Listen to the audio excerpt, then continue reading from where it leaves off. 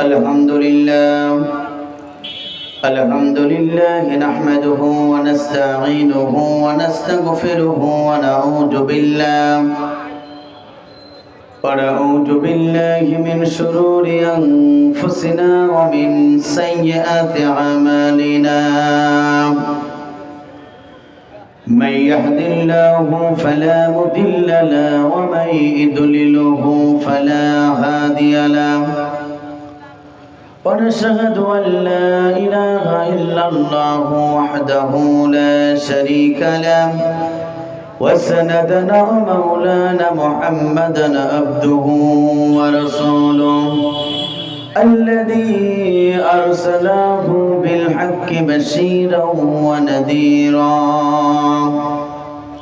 وداعيا إلى الله بإذنه وسراجا منيرا فقد قال الله تعالى في كلامه المجيد وفرقانه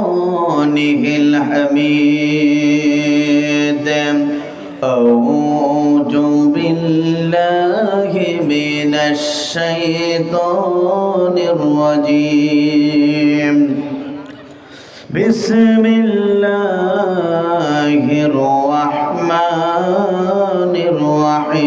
الرحيم إن الله وملائكته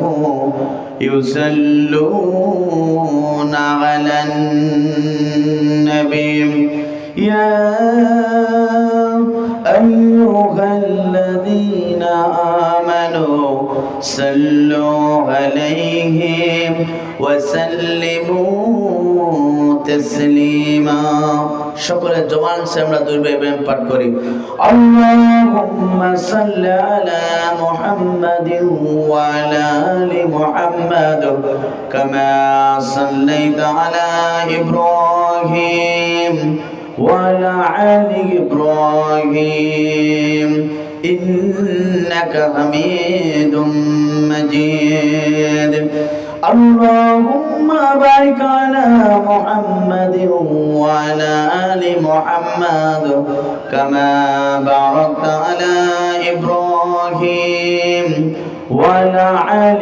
إبراهيم إنك حميد مجيد ربي زدنا علما ربي زدنا علما ربي زدنا علما ربي اشرح لي صدري ويسر لي امري واحلل عقدة من لساني يفقهوا قولي ربي زدنا علما ربي زدنا علما ربي اشرح لي صدري ويسر لي امري واحلل عقدة من لساني يفقهوا قولي জন্ম আমার যদি হতো আরবে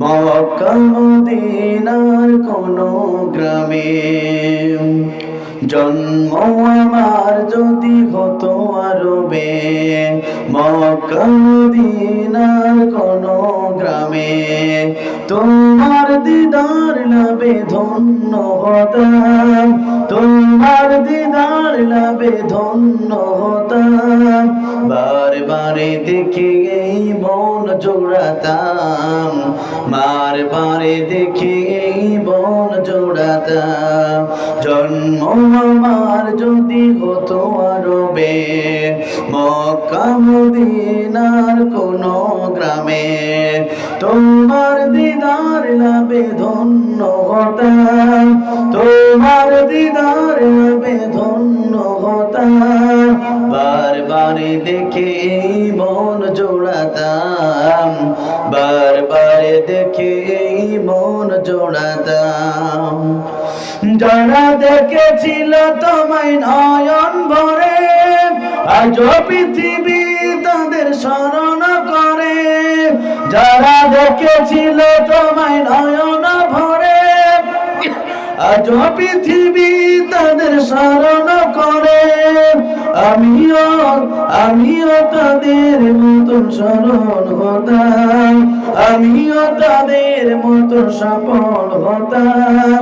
বারবারে দেখে এই মন জোড়াতাম, বারবারে দেখে এই মন জোড়াতাম।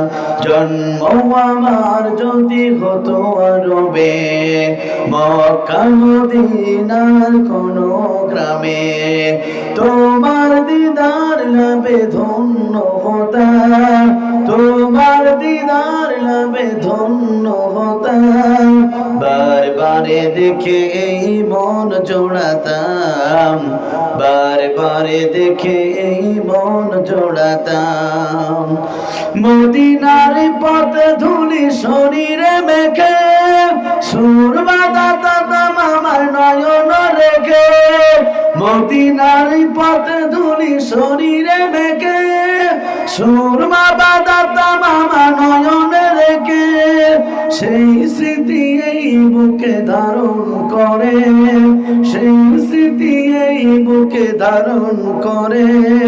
মাধুরী মিশিয়ে ছবি এঁকে যেতাম, বারবারে দেখে এই মন জোড়াতাম, বারবারে দেখে এই মন জোড়াতাম।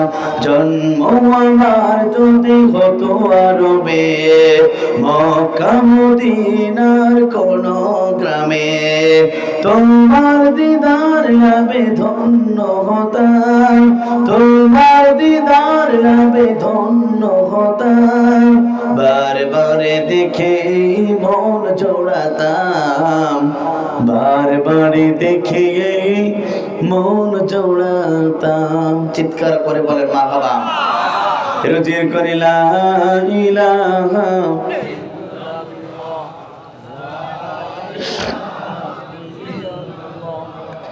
ও লা ইলাহা সুবহানাল্লাহ আলহামদুলিল্লাহ লা ইলাহা ও সুবহানাল্লাহ আলহামদুলিল্লাহ লা ইলাহা।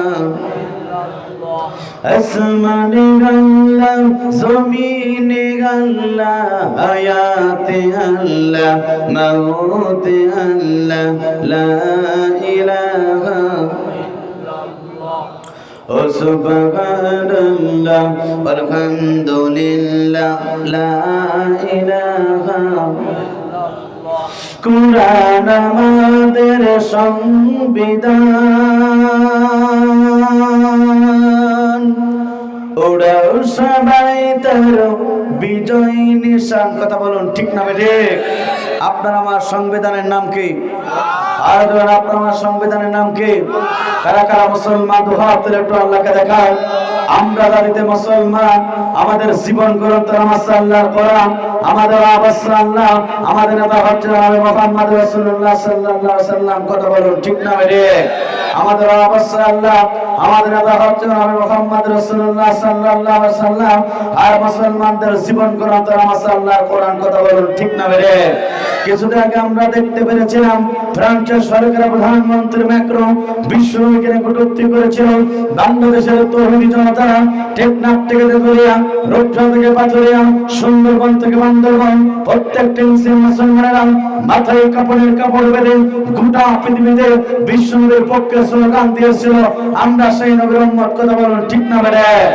এখানে শেষ নয় প্রিয় বন্ধুরা, আপনারা আমাদের বিশ্বনবী আখিরি জামানার নবী, যে নবীর চেহারা দেখলে পারে এতিম সন্তানগুলোর পিতা হারানোর বেদনা ভরে যেত, যে নবীর চেহারা দেখলে পারে বিধবা তাদের স্বামী হারানোর বেদনা ভরে যেত, যে নবীর চেহারা দেখলে পারে খোদাত্ত সাহাবীগণ খোদা নেবার হয়ে যেত, যে নবীর হাতের এসে পর্যন্ত ওই চন্দ্রকে আল্লাহ রাব্বুল আলামিন দ্বিখণ্ডিত করেছিল, যে নবীর অর্থাৎ যে নবী এই দুনিয়াতে কালেমার দাওয়াত দেওয়ার কারণে, ইসলামের দাওয়াত দেওয়ার কারণে জাতির লোকদেরকে জাহান্নাম থেকে বাঁচিয়ে আল্লাহর জান্নাতের পথে ঠিকানা অবস্থা গ্রহণ করার কারণে আবু জাহেল সরকার মিথ্যা মামলাকে দীর্ঘ 29টি মাস কারাবরণ করেছিল। কারারুদ্ধ অবস্থায় গাছের লতাপাতা পর্যন্ত চিবিয়ে চিবিয়ে খেয়েছে, বাথরুম গুলো সাগরের নদীর মতো হয়েছে। তারপরে বিশ্বনবী কালেমার দাওয়াত থেকে 1 ইঞ্চি সরে দাঁড়ায় নাই। আমরা সেই নবীর উম্মত কথা বলুন, ঠিক না বলে? এখানে বৈষ্ণব বন্ধুরা, হত্যা আপনারা বলে বিশ্বনবী আখিরি জামানার নবী, এই জমিনে কালেমার দাওয়াত দেওয়ার কারণে ওই টাইপের দুষ্ট যুবকেরা আল্লাহর জনকে টার্গেট করে বৃষ্টির মতন পাথর মেরেছিল। পাথর আঘাতপ্রাপ্ত হয়ে নবীর সমস্ত শরীর থেকে রক্ত বের হয়েছিল। তারপরে ময়দানে বিশ্বনবী 3টি বার বেহুশ হয়ে গেছিল। তারপর বিশ্বনবী কালেমার দাওয়াত থেকে 1 ইঞ্চি সরে দাঁড়ায় নাই। আমরা সেই নবীর উম্মত কথা বলুন, ঠিক না বলে? এখানে শেষনাথ বন্ধুরা, আপনারা মানবে এই জমিনে কালেমার দাওয়াত দেওয়ার কারণে উহুদের ময়দানে দান্দার শহীদ করতে হয়েছিল। এই জমিনে কালেমার দাওয়াত দেওয়ার কারণে বিশ্বনবী মাতৃভূমি ছেড়েছিল, পিতৃভূমি ছেড়েছিল, জুলুম নির্যাতন বিশ্বনবী করা হয়েছিল। তারপর বিশ্বনবী কালেমার দাওয়াত থেকে 1 ইঞ্চি সরে দাঁড়ায় নাই। আমরা সেই নবীর উম্মত কথা বলুন, ঠিক না বলে? এখানে শেষনাথ বন্ধুরা, অর্থাৎ নবীর প্রিয় সোনা সাহাবীগণ পর্যন্ত তারা এই জমিনে কালেমার দাওয়াত দেওয়ার কারণে, ইসলামের দাওয়াত দেওয়ার কারণে, অর্থাৎ বিশ্বনবীর প্রিয় সোনা সাহাবীগণ পর্যন্ত তারা হাত দিয়েছেন, পা দিয়েছেন, চোখ দিয়েছেন, কান দিয়েছেন, বুকের রক্ত ধরে এই জমিনকে সিক্ত করেছেন। নবীর প্রিয় সোনা সাহাবীগণ পর্যন্ত তারা শাহাদাতের নাফলা তাদের এই জমিনে পালন করেছে।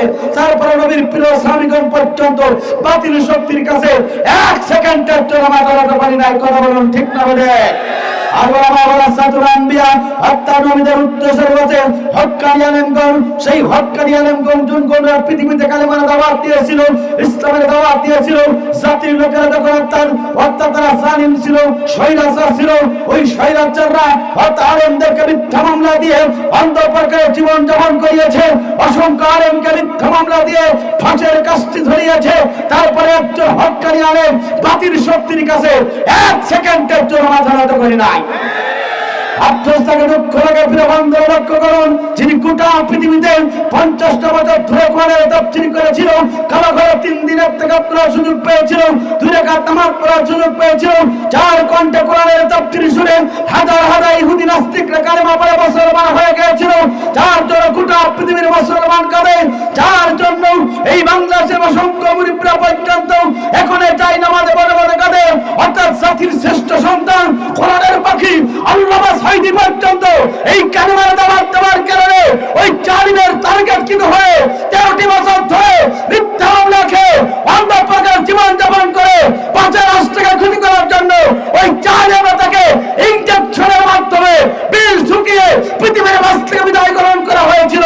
তারপরে কোরআনের পাখি আল্লামা সাঈদী পর্যন্ত বাতিল শক্তির কাছে মাথা নত করে নাই।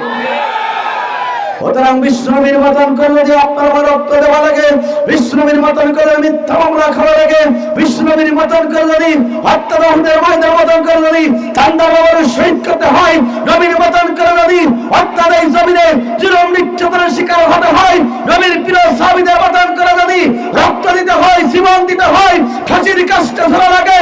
বাংলাদেশে আলেমদের মতন করে শহীদ মতিউর রহমান নিজামী, আলী হাসান মোহাম্মদ মুজাহিদ, কামরুজ্জামান সহ জাতির শ্রেষ্ঠ সন্তান কোরআনের পাখি আল্লামা সাঈদীর মতন করলে রক্ত দিতে হয়, জীবন দিতে হয়। রক্ত দেব, জীবন দেব, কোরআন সর্বদা কারা কারা দোয়া তারা লেখে রেখে দেয় তারা। লিল্লাহে তাকবীর, লিল্লাহে তাকবীর। আল কোরআনের আলো দুনিয়ার মুসলিম, কোরআন হাদিস শিখানে লিল্লাহে তাকবীর। কোরআন আমাদের সংবিধান, উড়াও সবাই তার বিজয় নিশান। নেতা আমাদের রাসূলুল্লাহ, লা ইলাহা লা ইলাহা লা ইলাহা ইল্লাল্লাহ মুহাম্মাদুর রাসূলুল্লাহ সাল্লাল্লাহু আলাইহি ওয়াসাল্লাম। আলহামদুলিল্লাহ, একটু কমাই দেবো। বাংলাদেশের দক্ষিণ পশ্চিম অঞ্চলের অন্যতম বিভাগ খুলনা বিভাগে ইসলামী আন্দোলন উর্বর পটভূমি, শহীদ ছিলাতক রক্তের এক উর্বর পটভূমি, বাংলাদেশের ঐতিহ্যবাহী জেলা ঝিনাইদহ জেলার কালীগঞ্জ থানার ঐতিহ্যবাহী গোপালপুর কেরাতুল কোরআন নুরানি ও হাফিজিয়া মাদ্রাসার উদ্যোগে আজকের এই চতুর্থ বার্ষিক তাফসীরুল কোরআন মাহফিলের মজ্জাজ মুহতারাম সাহেবে সদর সম্মানিত সভাপতি, বয়োবৃদ্ধ জ্ঞানবৃদ্ধ ব্যক্তিত্ব জনাব মোহাম্মদ আক্তার হোসেন মণ্ডল, সভাপতি অত্র মাদ্রাসা আতানুল্লাহ ফি হায়াতি, আমরা দোয়া করি আল্লাহ পাক তার গোলামকে ইসলামের জন্য কোরআনের জন্য কবুল করুক। চিৎকার করে বলুন আল্লাহুম্মা আমিন। আজকের এই তাফসীরুল কোরআন মাহফিল পরিচালনা আছেন, যার কলিজার ভিতর আল্লাহ রাব্বুল আমিন 30টা বারাকা রেকর্ড করে দিয়েছেন, হাফেজে কোরআন মোহাম্মদ আলমগীর হোসেন সাহেব আতানুল্লাহ ফি হায়াতি। আমরা দোয়া করি আল্লাহ পাক তার গোলামকে ইসলামের জন্য কোরআনের জন্য কবুল করুক। চিৎকার করে বলুন আল্লাহুম্মা আমিন। আজকের এই তাফসীরুল কোরআন মাহফিলে আপনাদের সম্মুখে আলোচনা করে ধন্য করবে এই জনপদের অত্যন্ত সুপরিচিত বক্তা, এই জনপদের প্রত্যেকটা ইঞ্চি জমিনে যার কোরআনের তাফসীর করেছেন, আপনাদের অত্যন্ত হৃদয় রিংড়ানো অর্থাৎ ভালোবাসার মানুষ, আমার অত্যন্ত শ্রদ্ধেয় ব্যক্তিত্ব জনাব হযরত মাওলানা হাসান মামুল্লাহ কুষ্টিয়া প্রভাষক সম্মেলনে ফাজিল মাদ্রাসা যশোর, আল্লাহ পাক তাকে ইসলামের জন্য কোরআনের জন্য কবুল করুক। চিৎকার করে বলুন আল্লাহুম্মা আমিন। আজকের এই তাফসীরুল কোরআন মাহফিলে আপনাদেরকে আলোচনা করে ধন্য করবেন আন্তর্জাতিক খ্যাতিসম্পন্ন মুফাসসির কোরআন, বিশিষ্ট শিক্ষাবিদ, বিশিষ্ট গীতিকার এবং সুরকার, মুক্তিযোদ্ধা কলেজের সম্মানিত অধ্যাপক, আমার অত্যন্ত শ্রদ্ধেয় ব্যক্তিত্ব উস্তাদ সমতুল আলেম হযরত মাওলানা তৈয়বুর রহমান সাতক্ষীরা আতানুল্লাহ ফি হায়াতি। আমরা দোয়া করি আল্লাহ পাক তার গোলামকে সুস্থ রেখে জাতির ক্লান্তিক অবস্থায় যেন কোরআন এবং হাদিস থেকে গুরুত্বপূর্ণ কথা বলতে পারে সেই তৌফিক দান করুক। চিৎকার করে বলুন আল্লাহুম্মা আমিন। স্টেজ বস্ত হযরত উলামায়ে কেরাম, সামনে বস্ত মুরব্বী কেরাম, যুবক ভাইরা, ছোট্ট ছোট্ট বাচ্চারা, পর্দার আমার শিক্ষিত মা ও বোনেরা, জাতির বিবেক সাংবাদিক বৃন্দ, বাংলাদেশ সরকারের প্রশাসন ইন্টেলিজেন্স ব্রাঞ্চের সদস্যবৃন্দ, সকলকে জানাচ্ছি হৃদয় আন্তরিক সালাম। আসসালামু আলাইকুম ওয়া রাহমাতুল্লাহি ওয়া বারাকাতুহু। সে মহান রবের দরবারে দিল খোলা শুকর আদায় করি, যিনি আপনাকে আমাকে রাতের ঘুমকে হারাম করে আসমানের নিচে জমিনের ওপরে একখণ্ড জায়গায় বসে মহাগ্রন্থ আল কোরআন ও কারিমে আলোচনা শোনার জন্য হাজার হাজার মানুষের ভিড় থেকে বাছাইকৃত করে যে মহান রব আপনাকে আমাকে কবুল করেছেন, জীবনের সবথেকে বড় শুকরটা আজকে আদায় করি। চিৎকার করে বলেন আলহামদুলিল্লাহ। দুরূদ এবং সালাম যাপন করি বিশ্ব মানবতার একমাত্র দিশারি বিশ্ববাণীবিদ আপনার আমার নবী নবীদের সর্দার জন্মে গোটা পৃথিবীতে মানুষের তৈরি করা আইনের গোলামি না করে কেবলমাত্র শুধুমাত্র একমাত্র এই কালিমার দাওয়াত দেওয়ার কারণে নির্যাতিত হয়েছে, নিষ্পেষিত হয়েছে, নিগৃহীত হয়েছেন। এই কালিমার দাওয়াত দেওয়ার কারণে মিথ্যা মামলাকে দীর্ঘ 29 মাস কারাবরণ করেছিল। এই কালিমার দাওয়াত দেওয়ার কারণে সারা শরীর থেকে রক্ত বের হয়েছিল। এই কালিমার দাওয়াত দেওয়ার কারণে মাতৃভূমি ছেড়েছিলেন, পিতৃভূমি ছেড়েছিলেন, মাথার হেলমেট পর্যন্ত ফেলেছিল। আপনার আমার নবী, বিশ্ব নবী, আখেরি জামানার নবী, কিয়ামতের ময়দান, কঠিন মুসিবতের দিন, যেদিন সূর্যগুলো মাথার উপরে চলে আসবে, জমিনগুলো তামা হয়ে যাবে, গুনাহগার ব্যক্তির জিহ্বাগুলো যখন নাবিষ্টক ঝরে যাবে, যেদিন কাঁদতে কাঁদতে চোখের পানি ফুরিয়ে যাবে, যেদিন চক্ষু দিয়ে রক্ত প্রবাহিত হবে, যেদিন সন্তান পিতার পরিচয় দেবে না, পিতাও সন্তানের পরিচয় দেবে না, যেদিন স্বামী তার স্ত্রীর পরিচয় দেবে না, স্ত্রীও স্বামীর পরিচয় দেবে না, যে অবৈধ নেতাকে জেতানোর জন্য জীবনে কত স্লোগান দিয়েছেন, ওই নেতা পর্যন্ত কিয়ামতের ময়দান আপনাকেই দেখলে ব্যাকগিয়ারে দড়ি মারার জন্য চেষ্টা করবে। যেদিন কেউ কারোর জন্য কোনো পরিচয় দেবে না, কিছু উপকার করতে পারবে না, সামান্য সুপারিশ করতে পারবে না, ওই বিভীষিকা অবস্থায় আপনার আমার নবী, বিশ্ব নবী, আখিরি জামানার নবী আপনার আমার জন্য হাউজে কাউসারের পানির পেয়ালা নিয়ে অপেক্ষমান থাকবে। আজকের এই তাফসীর মাহফিল শেখেছে নবীর প্রতি দুরূদ আর সালাম সাল্লাল্লাহু আলাইহি ওয়াসাল্লাম। মাগফিরাত কামনা করে সব ভাইদের জন্য যাদের জীবনটা ইসলামের জন্য দিয়েছেন, কোরআনের জন্য দিয়ে গোটা পৃথিবীতে যাদের নামগুলোর স্বর্ণাক্ষরে লেখা হয়েছে, যাদের এই দুনিয়ার মাঝ থেকে জীবন দিয়ে রক্ত দিয়েছেন, আজকের এই তাফসীর মাহফিল থেকে সে নবীর প্রতি দুরূদ আর সালাম আমরা তাদের রুহের মাগফিরাত কামনা করি, সর্বোচ্চ চিৎকার করে বলেন আল্লাহুম্মা আমিন। আমরা রুহের মাগফিরাত কামনা করি যারা তাদের জীবনটা কোরআনের জন্য নয়, ইসলামের জন্য, কোরআনের জন্য দিয়েছি। 2024 সালে বৈষম্যবাদী ছাত্র আন্দোলনের যেসব ভাইরা তাদের তজু অর্থাৎ বুকে রক্ত ধরে এই জমিনকে সিক্ত করেছে, যাদের রক্তের বিনিময়ে অর্জিত দ্বিতীয় স্বাধীনতা, আমরা তাদের রুহের মাগফিরাত কামনা করি, জান্নাতের সর্বশ্রেষ্ঠ মর্যাদা দান করো। চিৎকার করে বলুন আল্লাহুম্মা আমিন। প্রিয় উপস্থিতি, আমরা এই কোরআনের ময়দানে আসতে পেরে খুশি না বেজার? জোরে বলেন খুশি না বেজার? যদি হন খুশি, আওয়াজ দেওয়া লাগবে একটু বেশি। দেশের অবস্থা করুন, বক্ত দরকার আমাদের মতন সাইজ করুন, কারণ আগামীর পৃথিবী ইসলামের পৃথিবী, আগামীর পৃথিবী কোরআনের পৃথিবী। গোটা পৃথিবীতে ইসলাম কায়েম হবে। আগামীর বাংলাদেশ কোরআনের বাংলাদেশ, আগামীর পার্লামেন্ট কোরআনের পার্লামেন্ট। কোন নাস্তিকের বাচ্চা ঠেকাতে পারবে না। কথা বলুন ঠিক না বেঠিক? যে জমিনে আল্লামা সাঈদীর রক্ত ঝরেছে, যে জমিনে শহীদ মতিউর রহমান নিজামীর রক্ত ঝরেছে, যে জমিনে কামরুজ্জামানের রক্ত ঝরেছে, যে জমিনে আলী হাসান মোহাম্মদ মুজাহিদের রক্ত ঝরেছে, যে জমিনে শহীদ আবু সাঈদের রক্ত ঝরেছে, শহীদ মুক্তর রক্ত ঝরেছে, আবু রায়ের রক্ত ঝরেছে, এই জমিনে ইসলামের জন্য উর্বর ভূমি। আগামীর বাংলাদেশ কোরআনের বাংলাদেশ, আগামীর পার্লামেন্ট কোরআনের পার্লামেন্ট। কোন নাস্তিকের বাচ্চা ঠেকাতে পারবে না। কথা বলুন ঠিক না বেঠিক? কোরআনের বাংলাদেশ হলে মুসলমানদের লাভ, আর যারা ইসলাম মানে না, কোরআন মানে না, ওদের গায়ে জ্বালা ধরে। কথা বলুন ঠিক না বেঠিক? ওরা জানে কোরআনের পার্লামেন্ট হলে আমরা যে চুরি করে, বাটপারি করে, দুর্নীতি করে, আমরা যে টেন্ডারবাজি করে যেটা খাই, 1 সেকেন্ডের জন্য আর খাওয়া যাবে না। এই জন্য সমাজে অনেক এই খোর, দুর্নীতি খোর আছে না নাই? জোরে বলেন আছে না নাই? স্বাধীনতার পরে এক ছিল দুর্নীতিবাজ, স্বাধীনতার পরে অনেকে এখন দুর্নীতির খাতায় নাম লেখানো শুরু করেছে, কিন্তু সেই দিন মামু শেষ। আগামীর বাংলাদেশ কোরআনের বাংলাদেশ। বিশ্বাস যদি না হয়, একটু যশোরে বুকে চাষরা মরে, এখন দেখেন অবস্থা কি। সন্ধ্যার পর থেকে আসলাম, 1 ঘন্টা লেগেছে আমাকে জাম কেটে আসতে। আমার বন্ধুরা, কোরআনের বাকি আল্লামা সাঈদী যদি আজকে বেঁচে থাকতো, এই বাংলাদেশের 18 কোটি মুসলমান আজকে পরিবর্তন হতে বাধ্য হয়ে যেত। কিন্তু আফসোস, এখানে তারা চিন্তা করেছিল আল্লামা সাঈদী যদি বেঁচে থাকে সব উৎখাত হয়ে যাবে। কথা বলুন ঠিক না বেঠিক? এই জন্য আমার বন্ধুরা পরিকল্পিতভাবে ওই জালেমরা আমাদের জাতির শ্রেষ্ঠ সন্তান কোরআনের পাখি আল্লামা সাঈদীকে তারা দুনিয়ার মাঝ থেকে পরিকল্পিতভাবে তারা বিদায় গ্রহণ করিয়েছে। সেই কোরআনের পাখির ছাত্ররা, সেই কোরআনের পাখির হক ছাত্ররা এখন এই তাফসীর মাহফিলে কথা বললে 15 লক্ষ বেশির মানুষ হয়। জালিমদের গায়ে এখন শুধু জ্বালা পড়া শুরু হয়ে গেছে। কথা বলুন ঠিক না বেঠিক?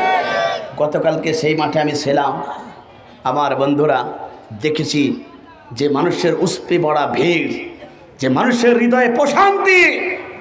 আজকে এই বাংলাদেশের সবচেয়ে ছোট একটি আল্লাহর গোলাম হাফেজে কোরআন, এই কোরআনে কথা বলার কারণে যিনি ওই জালিমদের কারাগারে 3টি বছর অন্যায়ভাবে তার হত্যাকে অর্থাৎ পরিকল্পিতভাবে জেলের ভিতরে আবদ্ধ রেখেছিল, সেই কোরআনের পাখির ছাত্র অর্থাৎ 2 জন ছাত্র আজকে ছোট্ট বাচ্চা, ছোট্ট আমার কোরআনের ভাই, ছোট্ট আমার একটা হৃদয়ের বন্ধু রফিকুল ইসলাম মাদানী, এবং এই বাংলাদেশের বক্তৃতা জগতে জাকির নেতখায়ক আলোচক শ্রদ্ধ বড় ভাই মুফতি আমির হামজা কোরআনে কথা শোনার জন্য এখন পর্যন্ত যা খোঁজ নিলাম, আমার বন্ধুরা চতুর্দিক থেকে 4 কিলোমিটার ব্লক হয়ে গেছে। সুতরাং এই প্রমাণ করে যে দ্বিতীয় দিন যদি এই জাম হয়, আর আগামী দিন তো পড়ে থাকলো, আগামী দিন সেদিন কোরআনের কথা বলবে। এদেশের যুবকদের এদেশের লক্ষ লক্ষ মানুষের হৃদয়ের স্পন্দন, যাকে কোরআনের কথা বলার কারণে ওই শেখ হাসিনা অর্থাৎ তিনি জালিমের 1 নম্বর লিডার পরিকল্পিতভাবে কোরআনের পাখি অর্থাৎ ডাক্তার মিজানুর রহমান আজারীকে বাংলার জমিন থেকে পরিকল্পিতভাবে বিদায় গ্রহণ করিয়েছিল। সেই বাংলাদেশের শ্রেষ্ঠ সন্তান অর্থাৎ ডাক্তার মিজানুর রহমান আজারী আগামীকালকে রাত 10টার সময় তাফসীর মাহফিলে যশোরকে কথা বলবে। আজকে 64টা জেলার মানুষেরা বাস দিয়ে রাতের বেলা তারা রওনা শুরু করে দিয়েছে। সুতরাং এই কোরআনের জনস্রোত আজকে প্রমাণ করে এদেশের জালিমদের কোনো প্রকার জায়গা হবে না। এদেশের মুসলমানরা জালিমদেরকে দেখতে চায় না। এদেশের ইসলাম প্রেমিক ব্যক্তিগুলো এই জমিনে কোরআন বিদ্বেষী, ইসলাম বিদ্বেষী একটি আযান বাস্তবায়ন হতে দেবে না। কথা বলুন ঠিক না বেঠিক? ভাই, কোরআন শুনলে আপনার গা পড়া জ্বালা শুরু হয়ে যায়, তুমি মুসলমানের সন্তান হতে পারো না। কথা বলুন ঠিক না বেঠিক? যারা কোরআন শুনলে সহ্য করতে পারবে না, কোরআনের হাত তাফসীর করলে যারা সহ্য করতে পারবে না, ওদের রক্ত টেস্ট করবেন, আবু জেলের রক্ত খুঁজে পাওয়া যাবে। কথা বলুন ঠিক না বেঠিক? আজকে কোরআনের কথা বলতেই হবে। কথা বলুন ঠিক না বেঠিক? এখন বর্তমানে শুরু হয়েছে আরেকজন জালেমের অনুসারীরা বর্তমানে কাউন্টার দেওয়া তাফসীর মাহফিল শুরু করেছে। কথা বলুন ঠিক না বেঠিক? রবিউল ইসলামের 1 সেকেন্ড জীবন থাকতে আর রক্ত থাকলে এদেশের জালিমের পক্ষে কোনো মুসলমান কোনো আলেম কথা বলতে পারবে না। কথা বলুন ঠিক না বেঠিক? আমার বন্ধুরা, সুতরাং এই বাংলার জমিনে এই আলেমরা কোরআনের তাফসীর মাহফিলে কথা বলবে এবং এই দেশে ইসলাম প্রতিষ্ঠা হবেই হবে। সেই ইসলামকে প্রতিষ্ঠার জন্য যদি আপনাকে আমাকে কোরআনের পক্ষে সাপোর্ট করতে হয়, আলেমদের পক্ষে থাকতে হয়, আল্লাহর জমিনে কোরআনের তাফসীর মাহফিলে হাফিজি মাদ্রাসা যদি থাকতে হয়, কারা কারা থাকবে? তো আপনারা আল্লাহকে দেখিয়ে দেন। লিল্লাহি তাকবীর, লিল্লাহি তাকবীর। আল কোরআনের আলো দুনিয়ার মুসলিম। আপনামান আমার বন্ধুরা, সুতরাং আগামীকালকে যশোরের বুকে তাফসীর মাহফিলে আপনাদের সকলের দাওয়াত দিয়ে আমি আমার আলোচনা শুরু করতে চাই। প্রিয় উপস্থিতি, 2 জন আজকের বাংলাদেশের অত্যন্ত বক্তৃতা জগতে উজ্জ্বল জ্যোতিষ্ক 2 জন আলোচক আপনাদের সম্মুখে অত্যন্ত গুরুত্বপূর্ণ কথা বলবেন। আমি তো ছাত্র হিসাবে এটা দেওয়ার জন্য আপনাদের সম্মুখে বসেছি। আপনারা রাগ করবেন নাকি ভাই? যখন বসবেন, বসার দরকার আছে না নাই? আমার বন্ধুরা, ইতিপূর্বে আপনাদের এক জায়গায় একটু তাফসীর মাহফিল এসেছিলাম। সেই আলোচনায় কি আপনারা কেউ ছিলেন সেই আলোচনায়? অনেকে ছিলেন না, তাই না? অনেকে ছিলেন, যে একজন খুঁজে পাওয়া গেছে। আমার বন্ধুরা, আমি এসেছিলাম কামালহাটে কয়েকদিন আগে একটু তাফসীর মাহফিলে। সেখানে আমার বন্ধুরা সেই দিনকে এই দাওয়াতটা গ্রহণ করেছিলাম। এই জন্য আপনাদের মাঝে আসলাম কিছু দোয়া নেওয়ার জন্য। আমার বন্ধুরা, এই কোরআনুল কারিমটা কার? ভালো করে বুঝবেন, কোরআনুল কারিমটা কার? আমরা কার? জমিন কার? আসমান কার? হায়াতের মালিক কে? রিজিকের মালিক কে? আপনাকে আমাকে এই পৃথিবীতে বাঁচিয়ে রেখেছেন তিনি কে? আমরা এসেছি কোরআন শোনার জন্য, কারণ কোরআন মানুষকে জাহান্নামের পথ থেকে জান্নাতের পথে পরিচালিত করে। কোরআন শোনার জন্য এসেছি, কারণ কোরআন মানুষকে এই দুনিয়ার সমস্ত খারাপ কাজ থেকে কোরআন শোনার, কোরআন মানার কারণে আপনি গুনাহ কাজ থেকে আপনি বিরত থাকতে পারবেন। এই জন্য কোরআনের ময়দানে বসার দরকার আছে না নাই? আমার বন্ধুরা, তাহলে লক্ষ্য করুন, কাম টু মাই পয়েন্ট। এই কোরআনুল কারীমটা আল্লাহর পক্ষ থেকে সবচেয়ে দামি কিতাব। এটা আল্লাহর পক্ষ থেকে সবচেয়ে রহমতপূর্ণ কিতাব। এটা আল্লাহর পক্ষ থেকে সবচেয়ে দামি কিতাব। এই কোরআন শোনার জন্য আমি বেড়েছি। সে মহান রব বলছেন, বান্দা শুনে রাখো, এই কোরআনটা এই পৃথিবীতে কেন নাজিল করা হলো। তুমি যদি কোরআনের কাছে প্রশ্ন করো, পৃথিবীর সমস্ত উত্তরগুলো ব্যর্থ হয়ে যাবে। এই কোরআনের কাছে প্রশ্ন করলে সঙ্গে সঙ্গে এই কোরআন আপনার উত্তর দিয়ে দেবে। একবার জোরে জোরে বলুন আল্লাহু আকবার। আপনার আমার নবী, বিশ্ব নবী, আখিরি জামানার নবী, এমন একটা সমাজে আল্লাহ রাসূলকে আল্লাহ রাব্বুল আলামিন এই পৃথিবীতে প্রেরণ করেছিলেন যে সময় নারীর কোনো সতীত্বর গ্যারান্টি ছিল না। মারামারি, কাটাকাটি, হানাহানি লেগেই থাকতো। জোর যার ছিল, মূল্যক তার ছিল, সম্পদ যার ছিল, এলাকার মানুষগুলো সব তার ছিল। এমন একটা হেমে জাইলাতপূর্ণ সমাজে, যে সমাজে নারী তার 50 টাকার জন্য সতীত্ব নষ্ট করত। আমার বন্ধুরা, এমন একটা সমাজে আপনার আমার নবী, বিশ্ব নবী, আখিরি জামানার নবীকে আল্লাহ রাব্বুল আলামিন প্রেরণ করেছিলেন। বিশ্ব নবী 40টা বছর ধরে দাওয়াতে কাজ করেছিলেন, কোনো পরিবর্তন আনতে পারলেন না। আল্লাহ নবীর কাছে যখন কোরআনটা নাজিল হয়ে গেল, অটোমেটিক অন্ধকার সমাজটা পরিবর্তন করে হয়ে গেল। কথা বলুন ঠিক না বেঠিক? বিশ্ব নবী 40টা বছর ধরে দিনের দাওয়াত দিয়েছিল, কিন্তু সেই সাবারটা ছিল কোরআনবিহীন, যার কারণে কোনো পরিবর্তন আসলো না। বিশ্বনবীর পথে কোরআনটা নাজিল হয়ে গেল। কোরআনটা নাজিল হওয়ার পরে আমার বন্ধুরা এই কোরআন দিয়ে বিশ্বনবী দাওয়াতে কাজ শুরু করলেন। অটোমেটিক অন্ধকার সমাজটাকে পরিবর্তন করে দিলেন। তিনি কে? সেই মহান রব কোরআনুল কারীমের ভিতরে ঘোষণা করলেন, বান্দা শুনে রাখো, কেন এই কোরআনুল কারীমটা নাজিল করা হলো। এবার আল্লাহ রাব্বুল আলামিন সুন্দরভাবে কোরআনুল কারীমের ভিতরে ঘোষণা করলেন, আলিফ লাম রা কিতাবুন আনজালনাহু ইলাইকা লিতুখরিজান নাসা মিনাল-যুলুমাতি ইলান-নূর। চিৎকার করে বলুন আল্লাহু আকবার। আল্লাহর পক্ষ থেকে জিবরাইলের মাধ্যমে বিশ্বনবীর প্রতি কোরআনটা নাজিল হলো। কারণটা হলো গোটা পৃথিবীতে অথবা অন্ধকার পথ আছে, গোটা পৃথিবীতে অথবা অন্ধকার সমাজ আছে। সমস্ত অন্ধকার মতকে বলে দূর সবকিছু দূরীভূত করে সোনালী একটি সমাজ তৈরি করার জন্য 1400 বছর আগে আল্লাহ নবীর প্রতি আল্লাহ পাক কোরআনটা নাজিল করেছিলেন। আমার প্রশ্ন হলো আমার বন্ধুরা, এই কোরআনটা নাজিল হলো অন্ধকার সমাজটাকে পরিবর্তন করার জন্য। 40টা বছর ধরে নবী দাওয়াতি কাজ করলেন, কোনো কিছু পরিবর্তন করতে পারলেন না। কোরআন নাজিল হয়ে গেল, কোরআন দিয়ে দাওয়াতি কাজ করলেন, অটোমেটিক অন্ধকার সমাজটাকে পরিবর্তন হয়ে গিয়েছিল। কথা বলুন ঠিক না বেঠিক? আমার বন্ধুরা, বিশ্বনবী 40টা বছর ধরে দাওয়াতি কাজ করলেন, কোরআন পরিবর্তন আনতে পারলেন না। কোরআন দিয়ে দাওয়াতি কাজ করলেন, অটোমেটিক অন্ধকার সমাজ থেকে পরিবর্তন করা হয়ে গেল।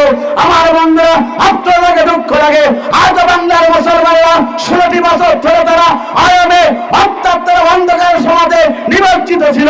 অর্থাৎ এই সমাজ থেকে পরিবর্তন করার জন্য আপনাকে আমাকে এখন বর্তমানে আল্লাহর কোরআনের পক্ষে থাকতে হবে। এই সমাজ থেকে পরিবর্তন করতে হবে, এই কোরআনের সমাজ থেকে পরিবর্তন করতে হবে। আল্লাহর কোরআনের সমাজ দরকার।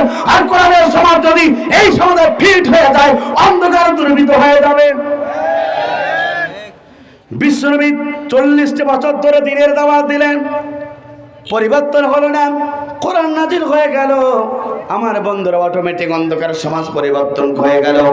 16টি বছর ধরে দেশের মুসলমানেরা অন্ধকারের ভিতরে নিমজ্জিত ছিল, তারা অন্ধকার সমাজে নিমজ্জিত ছিল।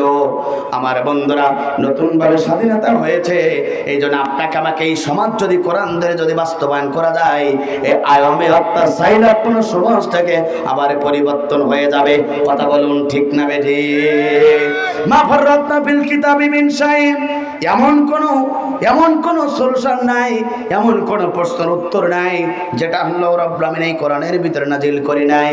সুতরাং আমার বন্ধুরা, বিশ্বনবীর প্রতি কোরআনটা নাজিল হলো, অটোমেটিক সমাজে শান্তি চলে আসলো, নারীর সতীত্ব গ্যারান্টি চলে আসলো, মারামারি কাটাকাটি হানাহানি সব কিছু বন্ধ হয়ে গেল।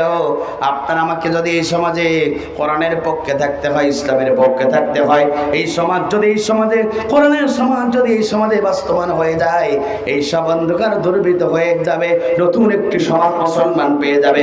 আর কোরআনের সমাজ পেলে এই মুসলমানদের মুখে হাসি ফুটে আসবে।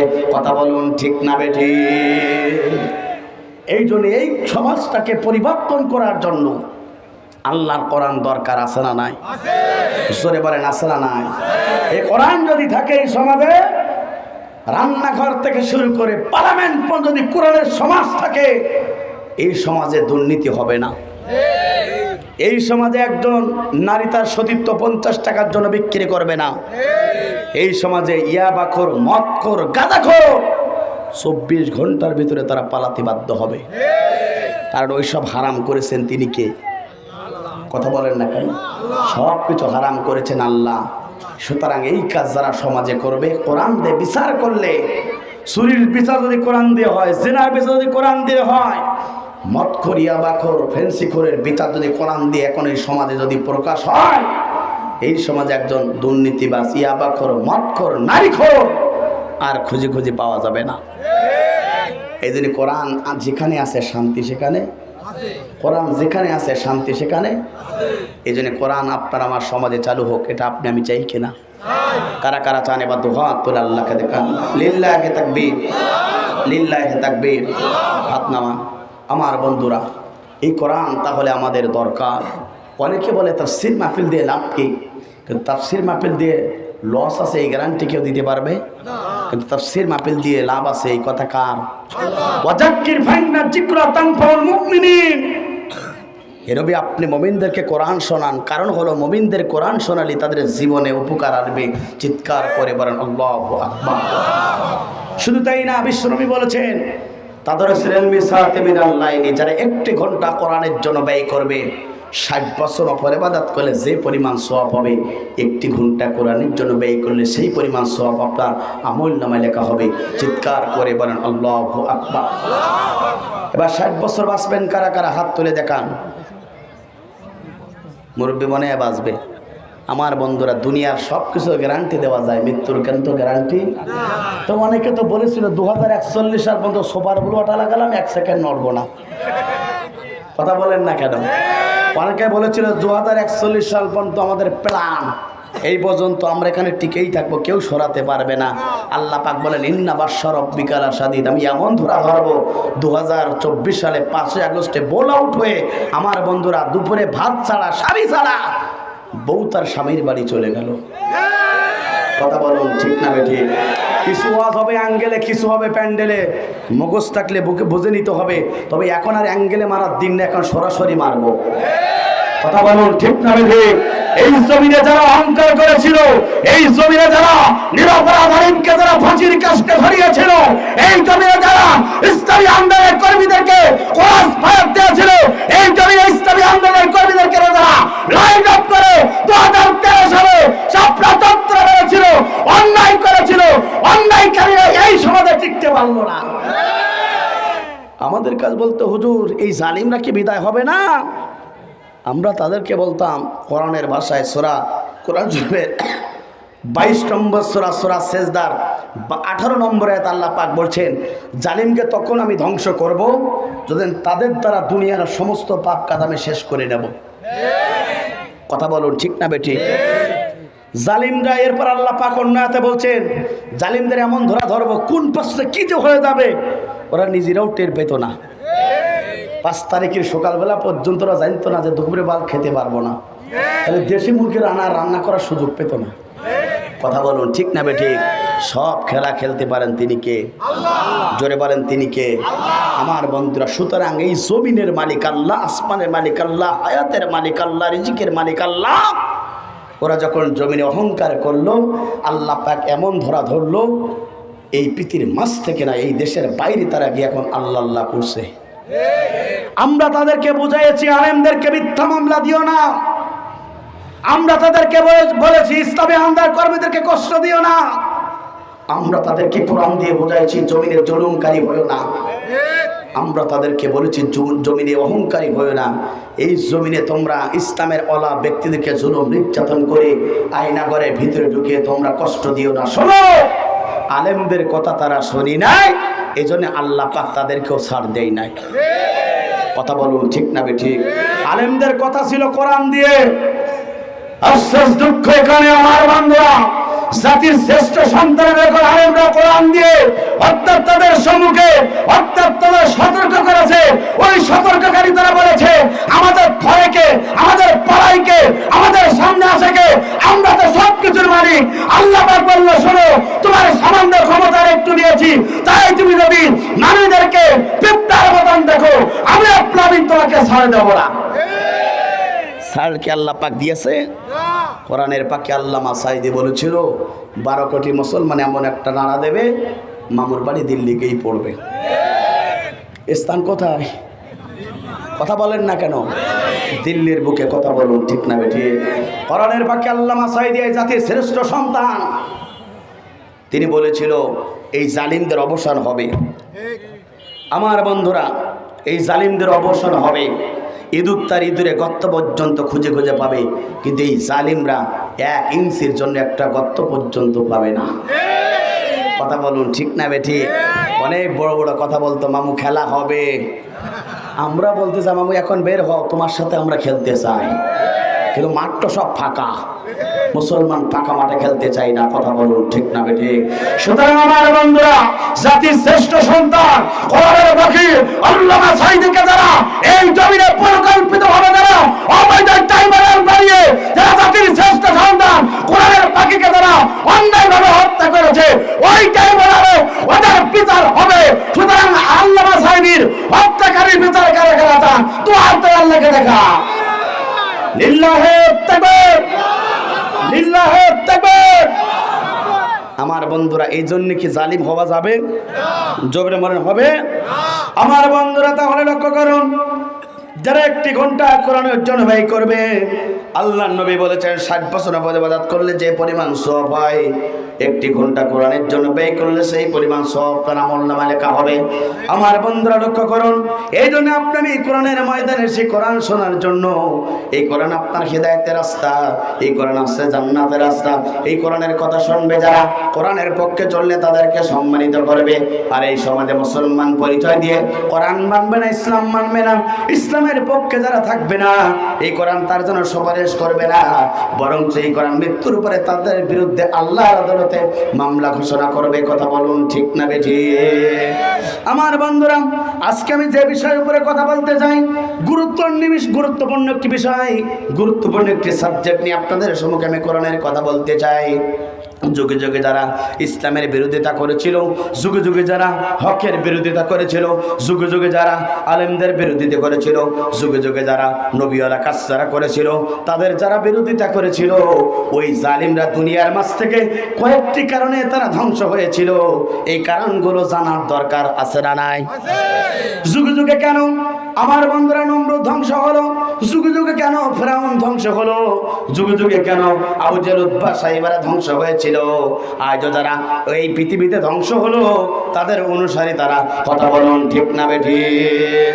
আমার বন্ধুরা, এই জন্য যুগে যুগে যারা জালিমরা ধ্বংস হয়েছিল 5টি কারণে। তার প্রথম নম্বর কারণ হলো, আল্লাহ রাব্বুল আলামিন এই পৃথিবীতে ঘোষণা করছেন, বান্দা শুনে রাখো, যারা এই দুনিয়াতে 5টা কর্মসূচি যাদের জীবনে থাকবে, ওরা মুসলমান পরিচয় দেওয়ার পরেও হজ করলেও, মসজিদ করলেও, 80 ওয়াক্ত তাহাজ্জুদে নামাজ পড়লেও কাজ হবে না। ওই জালিমরা দুনিয়ার মাঝ থেকে আল্লাহ রাব্বুল আলামিন ধ্বংসগ্রহণ করাবে। কথা বলুন ঠিক না বেঠিক? তার প্রথম নম্বর কারণ হলো, যারা এই পৃথিবীতে ইসলামী পক্ষের মানুষগুলোকে যারা জুলুম করবে, নির্যাতন করবে, স্টিম রোলার চালাবে, কোরআনওয়ালা পক্ষের কোরআনওয়ালা যারা থাকবে, তাদেরকে যারা এই জমিনে জুলুম করবে, নির্যাতন করবে, এই জালিম যারা এই দুনিয়াতে থাকবে, 1 নম্বর হলো যারা এই সমাজে ইসলামের পক্ষের মানুষগুলোকে, নিরপরাধ মানুষগুলোকে যারা জুলুম নির্যাতন করবে, আল্লাহ পাক বলেন আমি রব্বুল আমিন তাদেরকে ধ্বংসগ্রহণ করাবো এবং মৃত্যুর পরে কঠিন শাস্তি আমি রব্বুল আমিন রেখে দেব। কথা বলুন ঠিক না বেঠিক? এটা আমার কথা, মহাগ্রন্থ কোরআনুল কারীমে কথা আল্লাহ পাক বলেন, ইন্নামাস সাবিলু আলাল্লাযীনা ইয়াযলিমুনান নাস ওয়া ইয়াবগুনা ফিল আরদি বিগাইরিল হক উলাইকা লাহুম আযাবুন আলীম। আল্লাহ পাক বলেন, নিশ্চয়ই এই জালিমদের বিরুদ্ধে আমি রব্বুল আমিন ব্যবস্থা গ্রহণ করব, নিশ্চয়ই জালিমদের আমি রব্বুল আমিন পাকড়াও করব, ধরব। কারণটা হলো, তারা এই জমিনে অহংকারী ছিল, তারা এই জমিনে যারা হকের পক্ষে ছিল, তাদেরকে তারা জুলুম করেছে, নির্যাতন করেছে, স্টিম রোলার চালিয়েছে। এরপর আল্লাহ পাক বলছেন, এই জমিন ছেড়ে তুমি যাবা কোথায়? যে জমিনে থাকবে না কেন, সেই জমিনে মৃত্যুর পর আমি রব্বুল আমিন তোমার জন্য অর্থাৎ কঠিন শাস্তির ব্যবস্থা গ্রহণ করব। কথা বলুন ঠিক না বেঠিক? আল্লাহ পাক বলেন, বান্দা শুনে রাখো, ওই জালিমদেরকে আমি রব্বুল আমিন অবশ্যই পাকড়াও করব, ওই জালিমদের বিরুদ্ধে আমি ব্যবস্থা গ্রহণ করব, ওই জালিমদেরকে আমি রব্বুল আমিন ধরব। এই দুনিয়ার মাঝ থেকে মনে করছে যে আমি এই দেশ থেকে টপকে অন্য দেশে চলে গেছি, আমি মনে হয় বেঁচে গিয়েছি, কিন্তু আল্লাহ পাক বলেন, লিল্লাহি মা ফিস সামাওয়াতি ওয়াল আরদ, আসমান এবং জমিনের একচ্ছত্র ক্ষমতার মালিক কে? আল্লাহ। জমিন এবং আসমানের মালিক হচ্ছে আল্লাহ, ইন্ডিয়ার মালিক হচ্ছে মনে হয় দাদা বাবু। নাউজুবিল্লাহ বলেন, কথা বলুন ঠিক না বেঠে? ওই দেশের মালিক আল্লাহ, আমেরিকার জমিনের মালিক আল্লাহ, সুইজারল্যান্ডের জমিনের মালিক আল্লাহ, নিউজিল্যান্ডের জমিনের মালিক আল্লাহ, কানাডার জমিনের মালিক আল্লাহ, অস্ট্রেলিয়ার জমিনের মালিক আল্লাহ, হঠাৎ চলমাত্রা পূর্ব থেকে পশ্চিম পর্যন্ত অর্থাৎ যেখানে যা কিছু আছে সব কিছুর মালিক হচ্ছে আল্লাহ। কথা বলুন ঠিক না বেঠি? এবার আল্লাহ পাক বলছেন ওই জালিমরা যেখানেই থাকবে না কেন আমি রব্বুল আমিন অবশ্যই তাদেরকে ধরব। এরপর আল্লাহ পাক বলছেন শোনো শোনো শোনো, দুনিয়াতে ধরে আমি শেষ করব না, মৃত্যুর পর আমি রব্বুল আমিন তাদের কেমন পাকড়াও করব, তাদের জন্য কঠিন শাস্তির ব্যবস্থা গ্রহণ করবেন তিনি কে?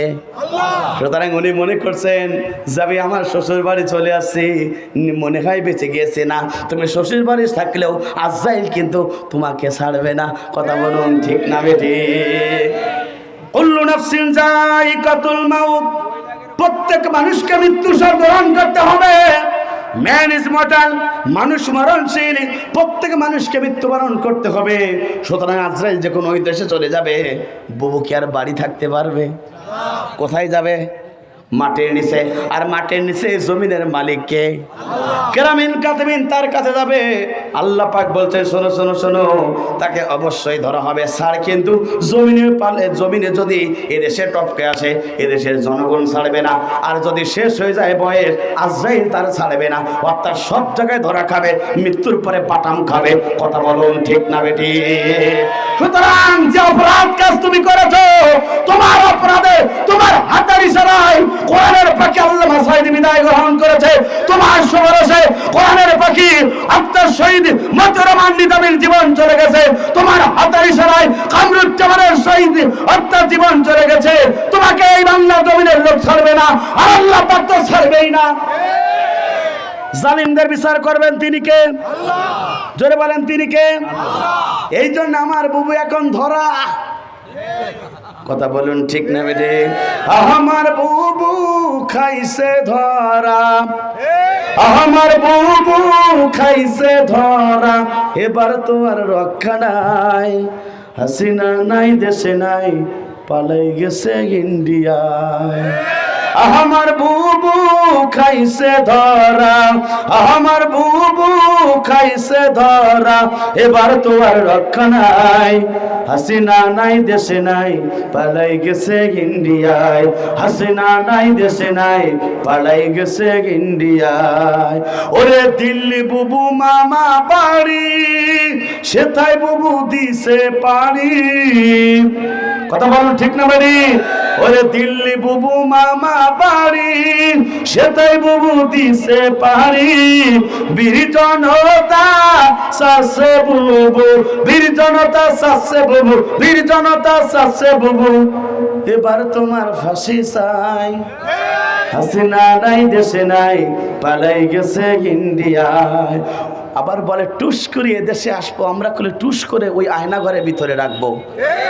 বুবু এদেশে তোমার ঠিকানা, এ জন্মে আর হবে না, বুবু এদেশে তোমার ঠিকানা, এ জন্মে আর হবে না।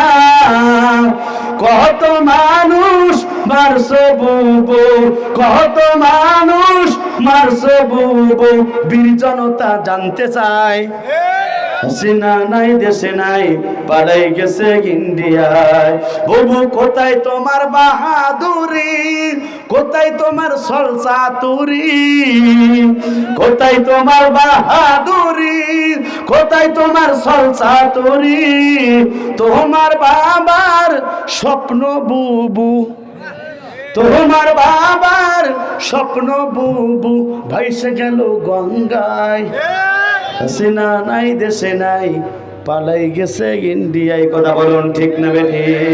আমার বন্ধুরা, সুতরাং যারা জুলুমকারী হবে, সুতরাং যারা ইসলাম বিরোধী হবে, ইসলাম বিদ্বেষী হবে, কোরআন বিদ্বেষী হবে, আলেম বিদ্বেষী হবে, আল্লাহ পাক তাদেরকে অবশ্যই ধরবে।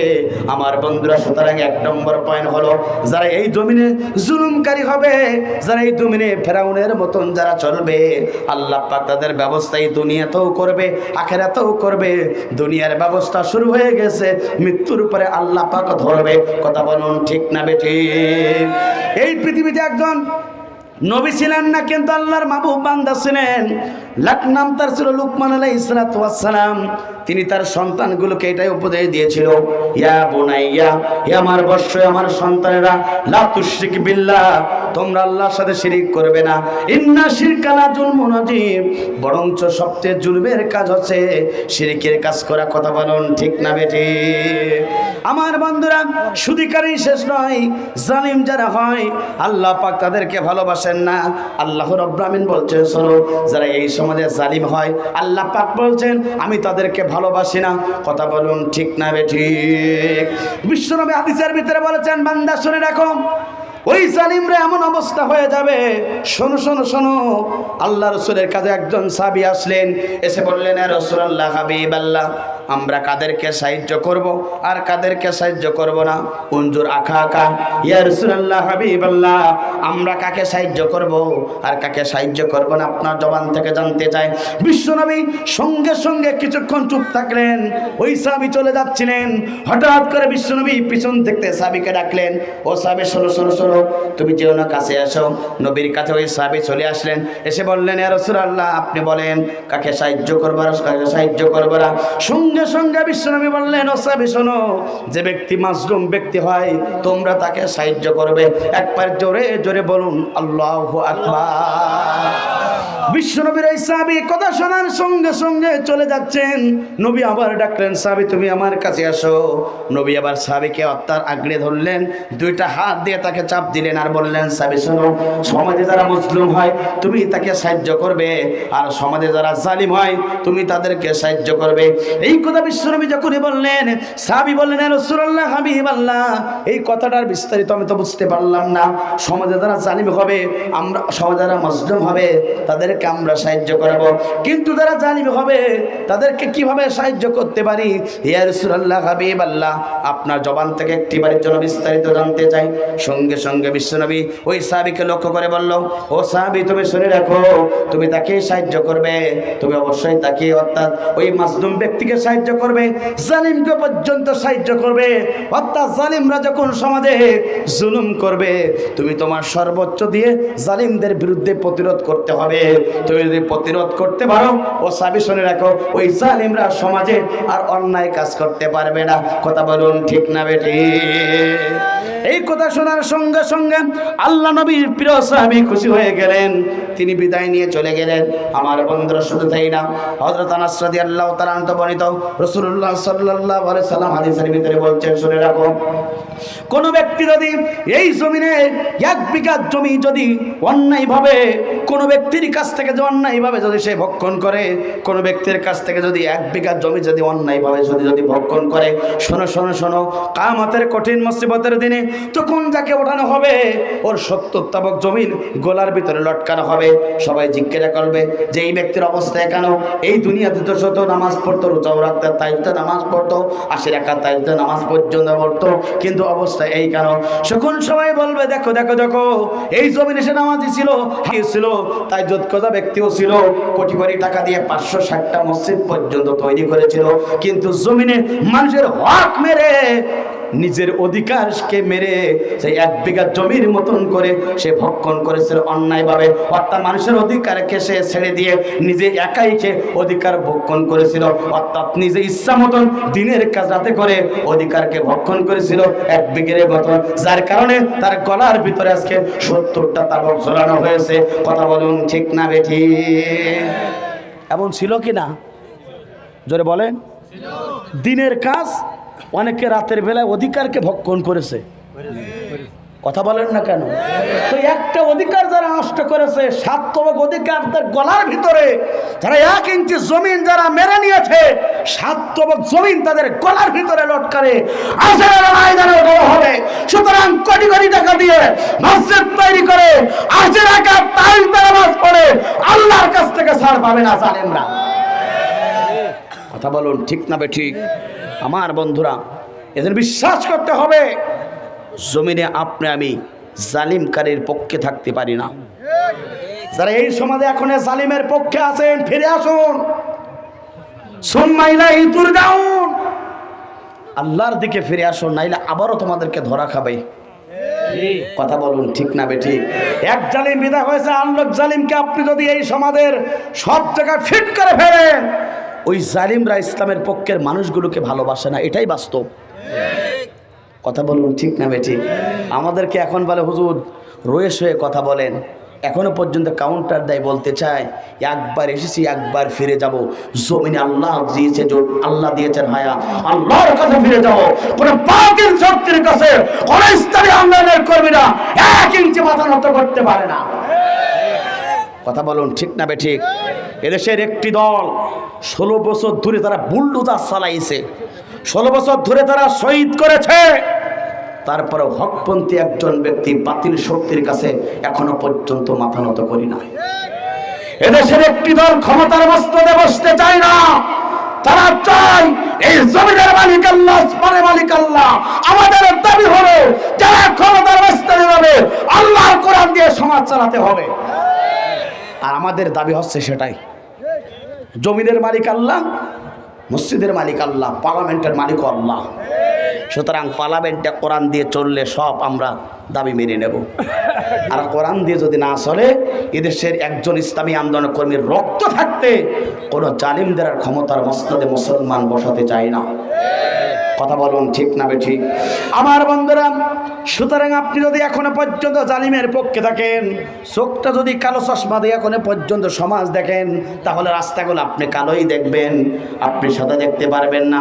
সুতরাং কালো চশমাগুলো সবগুলো ডাস্টবিনে ফেলাই দিয়া এই সমাজের সাদা চশমা হচ্ছে এই কোরআন। এই কোরআন আপনাকে মানতে হবে, এই কোরআনের পক্ষে আপনাকে সাপোর্ট করতে হবে। ইন্নাদ-দীনা ইনদাল্লাহিল ইসলাম, আল্লাহ তাআলার কাছে একমাত্র শুধুমাত্র কেবলমাত্র পূর্ণাঙ্গ জীবন ব্যবস্থা নাম হচ্ছে ইসলাম। এটা হচ্ছে একটা কোরআনের একটা আলো। এই কোরআনের আলো দিয়ে আপনার চশমা কলার, অর্থাৎ এই চশমাটা আপনার চোখে ফিট করতে হবে, তাহলে এই সমাজের কত অসঙ্গতি, এই সমাজে কত দুর্নীতিবাজ আপনি দেখতে পাবেন। কথা বলুন ঠিক না বেঠিক?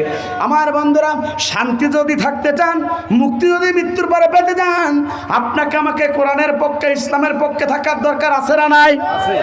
আমার বন্ধুরা, এই জীবন ব্যবস্থা, এই পৃথিবীতে এই জীবন ব্যবস্থা এই সমাজের প্রতিষ্ঠার জন্য আপনার আমার নবী, বিশ্ব নবী, আখিরি জামানের নবী এসেছিলেন। আপনার আমার নবী এই জীবন ব্যবস্থা বাস্তবায়ন করতে গিয়ে মিথ্যা মামলা খেয়েছেন। এই জমিনে ইসলাম প্রতিষ্ঠা করতে গিয়ে রাসূলুল্লাহ সাল্লাল্লাহু আলাইহি ওয়াসাল্লাম উহুদের ময়দানে দান্দার মোবারক শহীদ করতে হয়েছিল। এই জীবন ব্যবস্থা এই সমাজে পরিবর্তন ফিট করতে গিয়ে আল্লাহ রাসূল পর্যন্ত উহুদের ময়দানে দান্দার মোবারক শহীদ করতে হয়েছিল। তাইফের ময়দানে রক্তাক্ত হয়েছিল। নবীকে 72 বার তারা হত্যার প্রাণ করেছিল। তারপরে বিশ্বনবী এই দিনের দাওয়াত থেকে 1 ইঞ্চি সরে দাঁড়ায় নাই। কথা বলুন ঠিক না বেঠিক? সে আল্লাহ পাক বলেন, বান্দা শুনে রাখো, হুয়াল্লাযী আরসালা রাসূলাহু বিল হুদা ওয়া দীনিল হক লিইয়ুযহিরাহু আলাদ-দীনি কুল্লিহি ওয়া লাহু কারিহাল মুশরিকুন। আল্লাহ, তিনি তো সেই সত্তা যিনি তার রাসূলকে সত্য দিন সহকারে এই পৃথিবীতে আল্লাহ পাক প্রেরণ করেছেন। এর বেশ শোনো শোনো শোনো, তোমার দায়িত্ব হলো এই সমাজে যত অসঙ্গতি আছে, এই সমাজে যত মানব রচিত আইন আছে, সমস্ত মানব রচিত আইন হলো জাহান্নামের পথ। আর এই সমাজে মানব রচিত আইনকে ডাস্টবিনে ফেলাই দিয়া আল্লাহর জমিনে আল্লাহর দিন প্রতিষ্ঠা করার জন্য তোমাকে কাজ করতে হবে। এর বেশ শোনো শোনো শোনো, সেই সময় যদি তুমি দিনের দাওয়াত দাও, হকের দাওয়াত দাও, সমাজে যত মুশরিক আছে তোমার প্রতি অসন্তুষ্ট হবে। তারপরে নবী তোমার যায় আসে না, আল্লাহর জমিনে দিনের দাওয়াত তোমাকে দেওয়াই লাগবে। কথা বলুন ঠিক না বেঠিক? সুতরাং এই সমাজে দিনের দাওয়াত দিবে তুমি, আপনি আমি নবীর উম্মত, মৃত্যুর পরে রাসূলের দলের থাকার জন্য আপনি আমি চেষ্টা করি, কিন্তু সারা জীবন দল করবেন ইসলামের বিরুদ্ধে আর বলবেন মৃত্যুর পরে বিসমিল্লাহ ওয়ালা মিল্লাতে রাসূলুল্লাহ। সারা জীবন রাসূলের বিপক্ষে দল করেছেন, সারা জীবন রাসূলের বিপক্ষে কাজ করেছেন, সারা জীবন ইসলামের বিরুদ্ধে কাজ করেছেন, সারা জীবন ইসলামী আন্দোলনের বিরুদ্ধে কাজ করেছেন, সারা জীবন কোরআনের বিপক্ষে কাজ করেছেন, সারা জীবন আলেমদের কথা আপনার সহ্য হয় নাই, আলেমদের বক্তব্য আপনাকে বিষের মতন লেগেছে। মৃত্যুর পরে ওই নবী আপনার কিন্তু চিনবে না, আপনার স্থান জাহান্নাম। কথা বলুন ঠিক না বেঠিক? উদাহরণ দিলে বুঝতে পারবেন। আমার বন্ধুরা, এই সমাজে মনে করেন এখন 2টা দল আছে, একটা হচ্ছে জামাত ইসলাম আর একটা হচ্ছে বিএনপি। এখন মনে করেন নির্বাচন শুরু হয়ে গেছে, এখন এই কোণে একটা জামাতের অফিস, এই কোণে একটা বিএনপির অফিস, এই রাস্তা দিয়ে শুধু শোডাউন আর শোডাউন। এখন জামাতের শোডাউন শেষ করে একজন ব্যক্তি পিছনে পড়ে গিয়েছে, এখন আর আসতে পারছে না, প্রচণ্ড পেটে ক্ষুধার্ত। এখন বিএনপির অফিসে গেছে, বলছো সারাদিন জামাত ইসলাম দাঁড়িপাল্লা পক্ষে স্লোগান দিতে দিতে জীবন শেষ, আর আমার পেটে কিছুই নেই, পর্যাপ্ত পরে ক্ষুধার্ত, আমার একটা কেক দাও আর একটু পানি দাও, একটু খেয়ে একটু গায়ে জ্বর হোক, আবার দাঁড়িপাল্লার পক্ষে কাজ করব। বলুন তো বিএনপির অফিসে যে জামাতে একজন কর্মীকে যদি এই কথা বলে, ওর কি পানি আর বিস্কুট দেবে না বাটাম খুলবে? আমার বন্ধুরা, এখন ওর তো সব শেষ। কিছুক্ষণ পরে ধানের শীষের পক্ষে স্লোগান দিতে দিতে মনে করেন যে এই পাশে একজন আটকে গেছে, পর্যাপ্ত পরিমাণ ক্ষুধার্ত।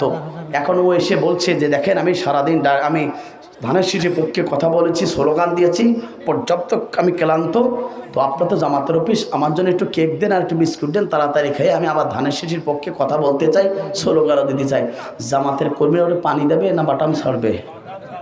আমার বন্ধুরা, কথা শেষ প্রশ্ন, বিএনপির কর্মী হয়ে ধানের শীষের পক্ষে স্লোগান দিয়ে যেমন জামাত অফিসে গেলে কেকও পাবেন না, পানিও পাবেন না, বাটাম খাবেন, আবার জামাতের সাপোর্ট করে বিএনপির অফিসে গিয়ে যেমন আপনি আমার বন্ধুরা পানিও পাবেন না, কলাও পাবেন না, বাটাম খাবেন, এই দুনিয়াতে কোরআনের দল করবেন না, রসুলের পক্ষে থাকবেন না, আল্লাহ জমিন আল্লাহর দ্বীনের পক্ষে থাকবেন না, মৃত্যুর পরে নবীও চেনবে না, আল্লাহও চেনবে না, বাটাম খাবেন, কথা বলুন ঠিক না বেঠিক? এখন মগজ থাকলে বুঝতে নিতে হবে, আগামী দিনে আপনি কোরআনের পক্ষে থাকবেন না জালিমদের পক্ষে থাকবেন? এবার আল্লাহ পাক বলেন, বান্দা শুনে রাখো, জালিম যারা দুনিয়াতে হবে অবস্থা খারাপ না খারাপ ভালো? জোরে বলেন, খারাপ না ভালো? জালিম যারা হবে তাদের অবস্থা কেমন খারাপ হবে ভবিষ্যতে একটু লক্ষ্য করুন প্রিয় বন্ধুরা। এক জালিম বিদায় হয়েছে, আরেক জালিম আমরা সমাজে চাই না, কিন্তু যারা জালিমের ভূমিকা হবে, জালিমকে যারা সাপোর্ট করবে, দল করে পার্টি করবে, এদের অবস্থা ভবিষ্যতে কি হবে আমার বন্ধুরা লক্ষ্য করুন। একটা ইতিহাসে পাওয়া যায়, একটা বাজার মনে করেন এই কালীগঞ্জের অর্থাৎ কোলার বাজারটা একটা নাম করা বাজার, এই বাজারে আমার মতন একটা যুবক চলে গেল ডাইনারটা উঁচু করে, প্রতিদিন আসরের পরে মাগরিব পর্যন্ত সবাইকে বলে তোমরা জুলুম করো না, তোমরা জুলুম করো না, তোমরা জুলুম করো না। এই বক্তব্য এই যুবকটা প্রতিদিন পর্যন্ত দেয়, একদিন দেয়, দুদিন দেয়, 3 দিন দেয়, 7 দিন অতিবাহিত হয়ে গেল। হবার পরে একজন যুবকের কাছে অর্থাৎ এই যুবকটার কাছে আমার বন্ধুরা একজন মুরব্বী চলে আসলো, এসে বলছে ও যুবক তোমার পরিচয় কি? যুবক বলে আমার বাড়ি এখানে। ও যুবক তুমি প্রতিদিন কেন বাম হাতটা উঁচু করে সবাইকে বলো তোমরা জুলুম করো না, জুলুম করো না, জুলুম করো না? ও যুবক তোমার কি হয়েছে, এই কথা কেন তুমি প্রতিদিন এই বাজারে এসে বলো? তোমার কাছ থেকে জানতে চাই বিস্তারিত। সঙ্গে সঙ্গে এই যুবকটা বৃদ্ধা লোকটাকে ডেকে বলে বাবা জান তাহলে সরো, আমি ছিলাম জালিম শাহীর একজন অনুসারী, আমি জালিমকে সাপোর্ট করতাম, আমি জালিমের একজন কর্মী ছিলাম, জালিমকে ভালোবাসতাম, কিন্তু আমার জীবনে এমন একটা ঘটনা ঘটে গেল যার জন্য প্রতিদিন এসে বামারটা উঁচু করে সবাইকে বলে জুলুম করো না। ও বৃদ্ধা লোক, জীবনের সে কাহিনীটাকে ও বৃদ্ধা লোকটা আপনি বাবা বয়সী লোক শুনবেন। সঙ্গে সঙ্গে বৃদ্ধা লোকটা বলল যে শুনবো। আমার বন্ধুরা এবার যুবকটা বৃদ্ধা লোককে ডেকে বলল ও বৃদ্ধা মানুষটা তাহলে আপনি শুনে রাখুন, আমি ছিলাম জালিমের অনুসারী, জালিমের পক্ষে সাপোর্ট করতাম, জালিমকে ভালোবাসতাম, জালিমের অনুসারী পর্যন্ত ছিলাম, কিন্তু হঠাৎ করে একদিন বিকালের পরন্ত বিকালে গোধূলি বিকালে আমি আমার আত্মার বাসস্থান থেকে আমার বাড়ির পাশে একটা নদী বহমান ছিল, ওই নদীর পাশে আমি আস্তে আস্তে হেঁটে যাচ্ছিলাম, হঠাৎ করে দেখলাম নদীর পাশে একজন জেলে, অর্থাৎ জেলেটা তার একটা জাল ছিল, এই জাল দিয়ে নদীতে সে জালটা ফেলে মাছ মারা শুরু করলো। আমি যুবক চলে গেলাম ওই জেলের কাছে, যাবার পরে প্রথমবার দেখলাম জালটা ফেলানো নদীতে কোনো মাছ পেল না, দ্বিতীয়বার আবার জালটা ফেলিয়ে দিল, কোনো মাছ পেল না, তৃতীয়বার জালটা যখন ফেলালো কিছুক্ষণ পরে জালের ভিতরে একটা নড়াচড়া দিল, সঙ্গে সঙ্গে জেলেটার মুখটা হাসি ফুটে উঠলো। আমি জেলেকে জিজ্ঞাসা করলাম ও জেলে 2টা বার জাল ফেলালে কোনো মাছ পেল না, তৃতীয়বার কি যেন নড়লো, তোমার মুখটা কেন মলিনতা থেকে হাসি ফুটে আসলো? ওই জেলেটা আমাকে বললো যুবক শোনো তাহলে 3 দিন পর্যন্ত এই নদীতে জাল ফেলাই কোনো মাছ পাই না, কিছুই পাই না, সুতরাং আজকে মনে হচ্ছে এই জালের ভিতরে একটা বড় একটা মাছ পড়েছে, যার কারণে আমি হাসাহাসি আমার মনটা মলিনতা থেকে খুশি ভাব লাগলো। সঙ্গে সঙ্গে ওই জেলেটা আমার সম্মুখে জালটা আস্তে আস্তে করে টান দেওয়া শুরু হয়ে গেল, সঙ্গে সঙ্গে জালটা যখন উপরে ওঠালো দেখলাম বড় একটা বল মাছ পেয়ে গেল। আমি ওই জেলেটাকে জিজ্ঞাসা করলাম, ও জেলে তাহলে এই মাছটা পেয়ে আপনি আনন্দিত কিনা জানতে চাই। ওই জেলেটা বলল, আমি আনন্দিত এবং খুশি হয়ে গিয়েছি। সকল পর্যন্ত ওই জেলেটা আদায় করেছিল, কিন্তু আমার ওই মাছটার পরে লোভ হলো। আমি যুবক, সঙ্গে সঙ্গে এই জেলেকে বললাম, ও জেলে এই মাছটা আমাকে দিতে হবে। জেলে বলল, ও যুবক শোনো শোনো শোনো, এই মাছটা তোমাকে দেওয়া যাবে না। আমার 3 দিন বাড়িতে উনুনে কোনো আগুন জ্বলে না। আমার কাজ হলো প্রতিদিন এই জেলে অর্থাৎ নদীতে প্রতিদিন এই জালটা ফেলানো, মাছ যা বিক্রি হয় এটা আমি আমার বাড়ির পাশে একটা বাজার আছে, এই বাজারে প্রতিদিন মাছগুলো বিক্রি করি। ওই টাকা দিয়ে বাজার থেকে অর্থাৎ খাদ্য খাবারগুলো ক্রয় করে সেই খাদ্য দিয়ে আমার পরিবারটা সুন্দরভাবে চলে। 3 দিন পর্যন্ত উনুনে কোনো উপর আগুন জ্বলে না, আমার পরিবারে কোনো খাদ্য নেই, কিছুই নেই। ও আমার পরিবারে 4 জন সদস্য না খেয়ে অবস্থায় আছে। ও যুবক শোনো, এই মাছটা তোমাকে দেওয়া যাবে না। এই মাছটা আমি বিক্রি করে খাবার নিয়ে আমার পরিবারের জন্য মুখে উঠিয়ে দেব। একবার জোরে জোরে বলুন আল্লাহু আকবার, রুজির করে লা ইলাহা ইল্লাল্লাহ, ও লা ইলাহা। আজকে মরলে কালকে 2 দিন, পরের দিন কেউ চিনবে না। যাদের জন্য করলা কামাই, মরলে তারা চিনবে না। আজকে মরলে কালকে 2 দিন, পরের দিন কেউ চিনবে না। যাদের জন্য করলা কামাই, মরলে তারা চিনবে না। থাকিতে সময় আমল করো, ঈমান করো খাঁটি, শেষ ঠিকানা তোমার আমার 3.5 হাত মাটি। আজকে মরলে কালকে 2 দিন, পরের দিন কেউ চিনবে না। যাদের জন্য করলা কামাই, মরলে তারা চিনবে না। কত কষ্ট করে তুমি করলা সাদের বাড়ি, সেই বাড়িতে ঠাই হবে না, ছাড়তে হবে পাড়ি। কত কষ্ট করে তুমি করলা সাদের বাড়ি, সেই বাড়িতে ঠাই হবে না, ছাড়তে হবে পাড়ি। মোহমায়ের টানে তুমি রবের বিধান ভুলো না। কথা বলুন ঠিক না বেঠিক? মোহমায়ার টানে তুমি রবের বিধান ভুলো না।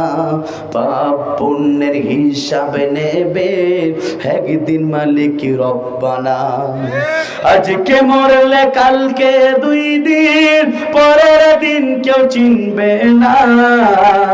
যাদের জন্য করলা কামাই, মরলে তারা চিনবে না। কথা বলুন ঠিক না বেটি?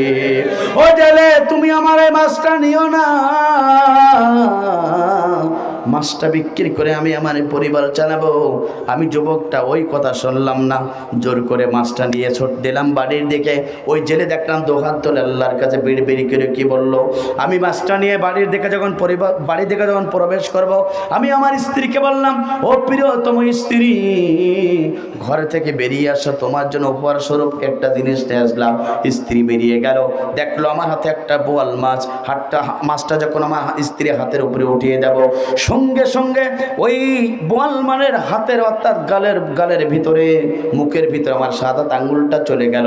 একটা চাপ দিল, আমার সাদা আঙ্গুলটা ভেদ করে দাঁতগুলো বেরিয়ে গেল। আমার স্ত্রীর কাছে উঠিয়ে দেব, স্ত্রীর কাছে যাই না, আমিও টান দিয়ে ছড়ে না, স্ত্রী পর্যন্ত তারপরও আঙ্গুল ছড়ে না। টানাটানি করতে করতে হঠাৎ করে আমার স্ত্রী জোরে একটু টান দিল, আমার কাছ থেকে ছড়ে গেল, কিন্তু আমার আঙ্গুলটা ফেটে গেল, ছিদ্র হয়ে গেল।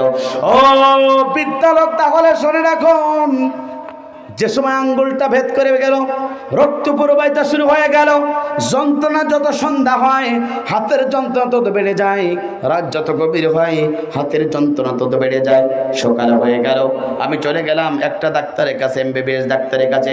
ডাক্তার সাহেবকে বললাম, ডাক্তার সাহেব আমার আঙ্গুলটা ছিদ্র হয়েছে, দেখা যাক কি করা যায়। ডাক্তার সব কিছু দেখানোর পরে বলল আঙ্গুলটা সার্জারি করতে হবে, কেটে ফেলতে হবে। আমি যন্ত্রণার চোটে বললাম ঠিক আছে আপনি আঙ্গুলটা কাটুন। আঙ্গুলটা কাটার পরে 3 দিন ওষুধ নিয়ে আমি যুবক চলে গেলাম বাড়িতে। যাওয়ার পরে 3 দিন ওষুধ খেলাম, যন্ত্রণা থামে না।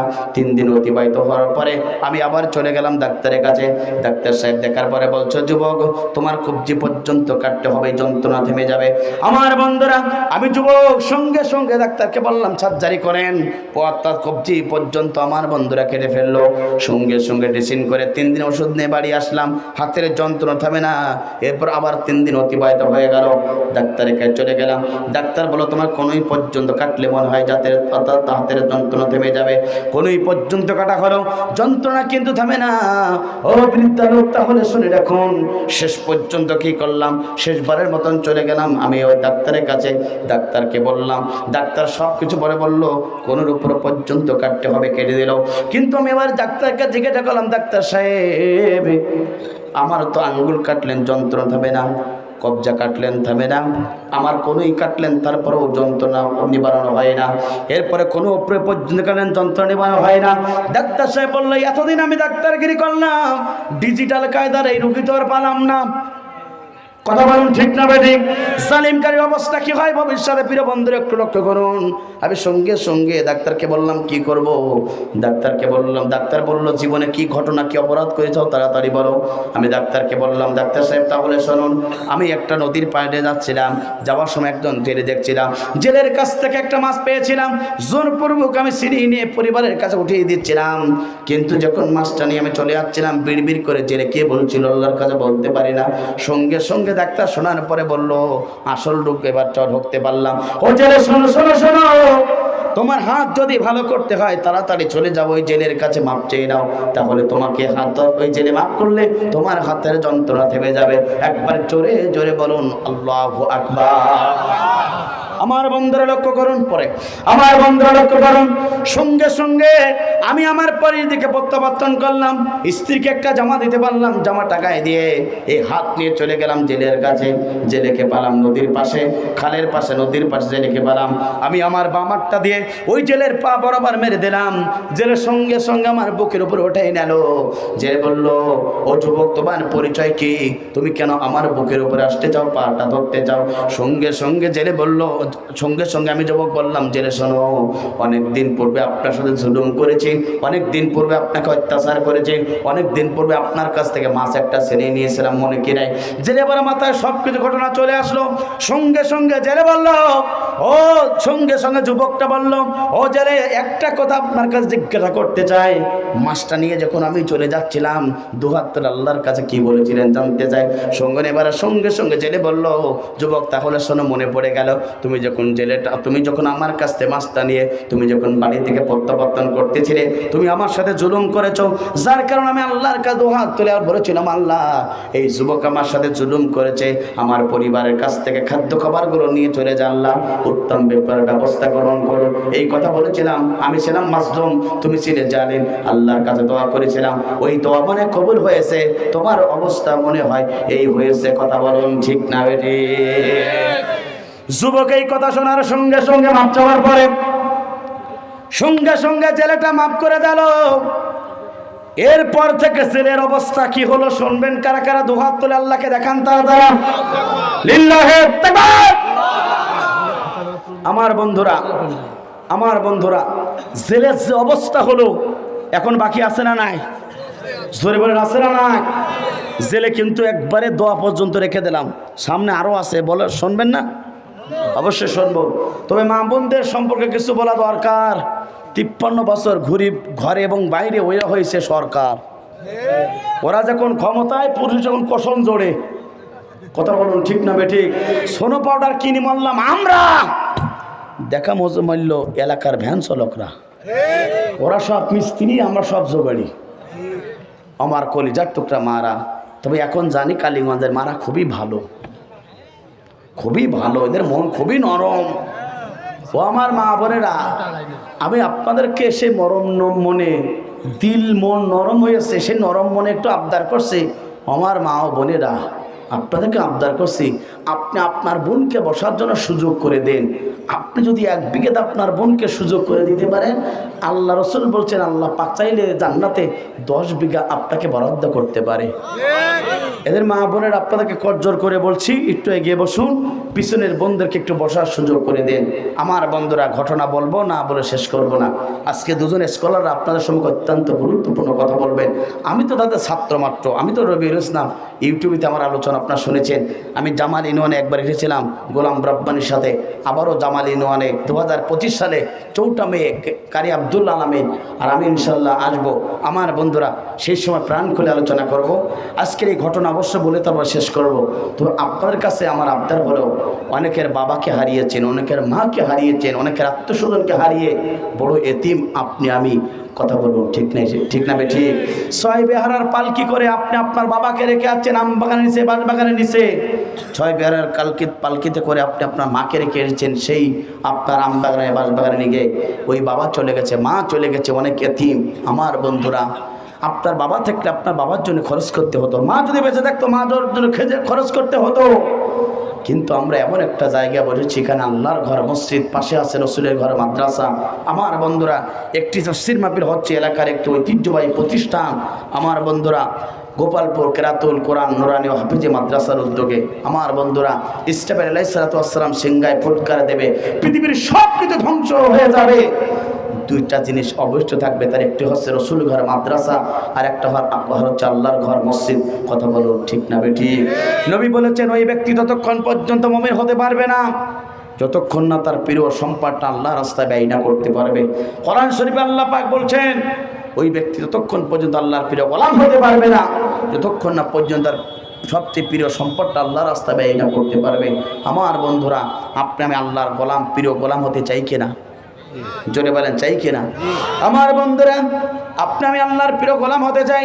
এই কথা যখন বিশ্বনবীর কাছ থেকে শুনলেন, নবীর একজন সাহাবী বললেন, নবী শরণক সাহাবী, তুমি তোমার প্রিয় সম্পদ আল্লাহ রাস্তায় ব্যয় করতে পারলে আল্লাহ পাক তোমাকে জান্নাত বরাদ্দ করবে। এই কথাটা শোনার সঙ্গে সঙ্গে নবীর সাহাবী চলে গেলেন বাড়িতে। স্ত্রীকে বললেন, স্ত্রী, প্রিয়তম স্ত্রী, মসজিদে নবীর সম্মুখে 360টি খেজুর বাগানের বাগান আছে, এই গাছটা আমাদের প্রিয় সম্পদ। আল্লাহ নবী বলেছেন, যদি দান করতে পারি তাহলে আল্লাহ পাক আমাদের জন্য জান্নাত বরাদ্দ করবে। স্ত্রী বললেন, নবীকে বলেছে? সঙ্গে সঙ্গে স্বামী বললেন, জি। স্ত্রী বললেন, দেরি করো না, যাও যাও যাও, ওই 360টি খেজুর গাছ বাগানটা আল্লাহ নবীর কাছে আল্লাহর জন্য ওয়াকফ করে দাও। একবার জোরে জোরে বলুন আল্লাহু আকবার।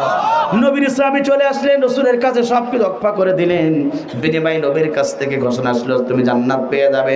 আবার বন্ধুরা, অনেকের বাবাকে হারিয়েছি, অনেকের মাকে হারিয়েছি। বাবা যদি বেঁচে থাকতেন, মা যদি বেঁচে থাকতেন, মায়ের জন্য খরচ করে রাখতো, বাবার জন্য খরচ করে রাখতো। ঈদের সময় বাবা থাকলে বাবার পিছনে খরচ করে রাখতো, মা যদি থাকতো মায়ের পিছনে খরচ করে রাখতো। জনম দুঃখিনী মা বাবাকে হারিয়ে বড় এতিম। যে মা আপনাকে 10 মাস 10 দিন গর্ভধারণ করেছে, 36টা নারী ছিল এই পৃথিবীতে, মায়ের ওসিলায় আসলাম। যে মা আপনার আমার জন্য 42টা মন দুধ পান করিয়েছে, যে মা আপনার আমার জন্য কত কষ্ট করেছে, 50 থেকে 58 মন পর্যন্ত আঘাত প্রাপ্ত হয়ে যে মা ওসিলাই করে এই পৃথিবীতে আমি আসলাম, সেই মা আপনার গহীন কবরে। সবার সাথে যোগাযোগ হয়, মায়ের সাথে আর যোগাযোগ করতে পারি না। কথা বলুন ঠিক না বেঠি? সবার সাথে যোগাযোগ হয়, আমেরিকায় থাকলে নেট ভরে কথা বলা যায়। আমার বন্ধুরা, কিন্তু বাবা চলে গেছে বাড়ির পাশে, মা চলে গেছে বাড়ির পাশে কবরে, একটি বারের জন্য তারা সংবাদ দিতে পারি না। ওই কবরে মা বাপ বলে, সন্তান যাও যাও যাও, তাফসীর মাহফিলে যাও, ওই মাদ্রাসার জন্য কিছু দান করো, মসজিদের জন্য কিছু দান করো, কবরে আমরা শান্তি পাই। আপনার বাবা আপনার জন্য কত টাকা পয়সা সম্পদ সব রেখে চলে গেছে। কেউ তো বলতে পারবো না। আমার জনম দুঃখিনী মা, তিনি পর্যন্ত প্রতিবন্ধী, কথা বলতে পারি না। মাহফিল করে বাড়িতে যাই, মা আমার মুখের দিকে তাকায়, বাবা মনে হয় মাহফিল কমিটি খাতে দেয় নাই। স্ত্রী আমার প্যাকেটের দিকে তাকায়, আর আমার দুইটা বাচ্চা পকেটের দিকে তাকায়, বাবা কি আমাদের জন্য ছো? ওই মাকে হারিয়ে বড় এতিম আপনারা, আমিও পর্যন্ত প্রতিবন্ধী মায়ের সন্তান, বড় কষ্টে জীবনযাপন করি। আমার প্রিয় বন্ধুরা, প্রিয় কালীগঞ্জবাসী, গোপালপুরবাসী, আপনাদের কাছে হাত জোর করে বলি, ওই মাদ্রাসার জন্য, পরকালে ভালো থাকার জন্য কিছু দান করেন। এই জন্যে আজকের এই তাফসীর মাহফিলে মাদ্রাসার জন্য কে আছেন? অনেক সম্পদ আপনার আছে, মারা যাবেন, খালি হাতে যেতে হবে, টাকা পয়সা ধন সম্পদ সব কিছু চলে যাবে। আমি আমার জীবনে কত শখ পূরণ করেছি। গত কয়েকদিন আগে 27 তারিখে আমার বন্ধুরা, বাংলাদেশের বর্ষাতে বড় স্কলার ডক্টর মিজানুর রহমান আজারি